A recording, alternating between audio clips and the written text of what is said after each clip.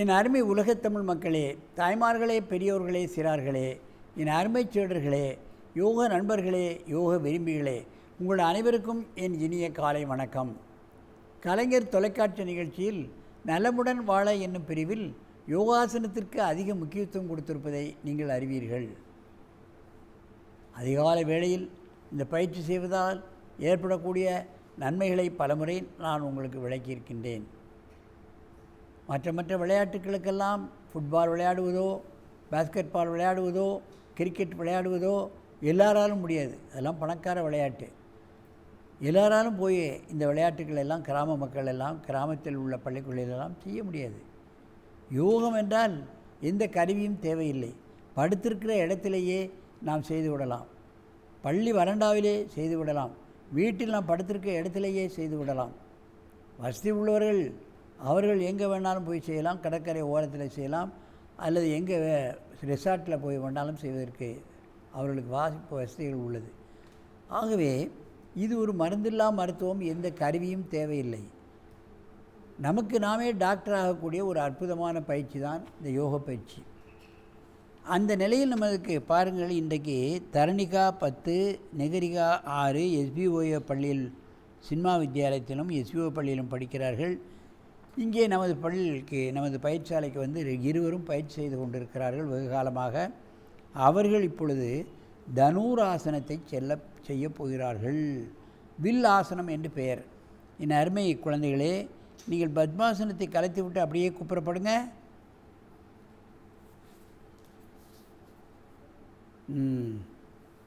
இரண்டு கால்களையும் பிடித்து கொண்டு இப்பொழுது தனுராசனம் செய்ய வேண்டும். மெதுவாக செய்ய வேண்டும், வேகமாக செய்யக்கூடாது. காலை மெதுவாக பின்னால் இழுக்கணும், தலையை மேலே தூக்கணும். காலை இழுங்க, தலையை தூக்குங்க.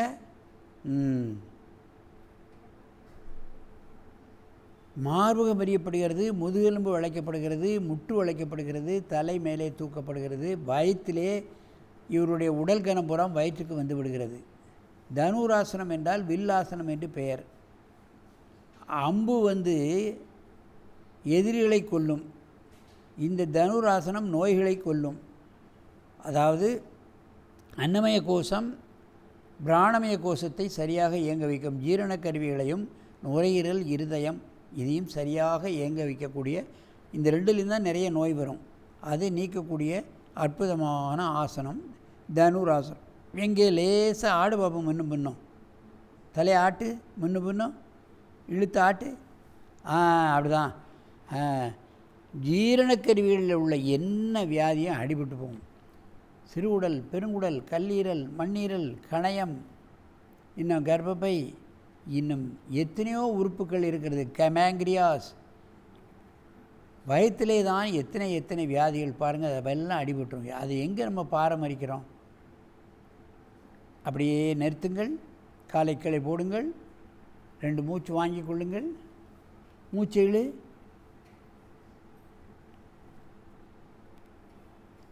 மீண்டும் ஒரு முறை இந்த ஆசனத்தை செய்யுங்கள். காலை பிடிங்க. சின்ன குழந்தைகள் காலை பிடித்து விடும். வயோதிகர்கள், குண்டானவர்கள், முடியாதவர்கள், நீ இழுத்து பண்ணுமா காலையில் அவர்களெல்லாம் காலை எட்டி பிடிக்கவே முடியாது. என்ன செய்யணும்? 2 காலையும் 2 துண்டை பிடிச்சி அவங்க கையில் கொடுத்து நம் காலை இழுத்து அவர்களை செய்ய வைக்க வேண்டும். ரொம்ப குண்டாக இருப்பாங்க, காலே எட்டாது, பிடிக்க முடியாது. 2 காலையும் 2 துண்டை சுற்றி கையில் கொடுத்து இதை இழுத்து நாமளும் பெருவர்களை பிடித்து ஆட்ட வேண்டும். கொஞ்ச நாளில் துண்டை எடுத்துகிட்டு தானாகவே பிடிச்சிருவாங்க. ஆடுங்க.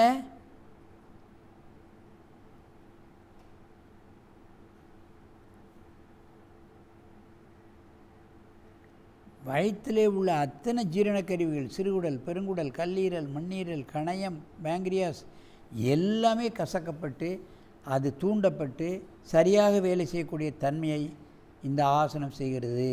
நிறுத்திடுங்க, விட்டுரு.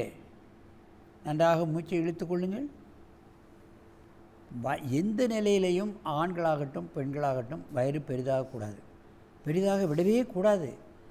குழந்தைகள் கூட அப்பாட்ட கேட்கும், என்னம்மா அம்மா வந்து குழந்தை பெற்றோடனே வயிறு பெருசாகிட்டு, ஏன்ப்பா நீங்கள் எப்போ குழந்தை பெற போறியோ உங்களுக்கு வயிறு ரொம்ப பெருசாக இருக்க அப்படின்னு அப்பாவை பார்த்து கேட்கு. இவர் பெர்மனண்ட்டாகவே ப்ரெக்னெண்ட்டாக இருக்கார். அது என்ன செய்கிறது? அதனால் யோகாசனங்கள் மூலமாகத்தான் இது போன்ற நிலைகளை மாற்ற முடியுமே தவிர இதுக்கு மருந்து மாத்திரையே கிடையாது. ஆகவே இது போன்ற ஆசனங்களை எல்லா தரப்பினரும் பழகி வயரை குறைத்து அவர்கள் ஆரோக்கியத்தை பெருக்கி நெடிது வாழ வேண்டும் என்று கேட்டு உங்களிடமிருந்து விடைபெறுவது ஆசனம் ஆண்டியப்பன். வணக்கம்.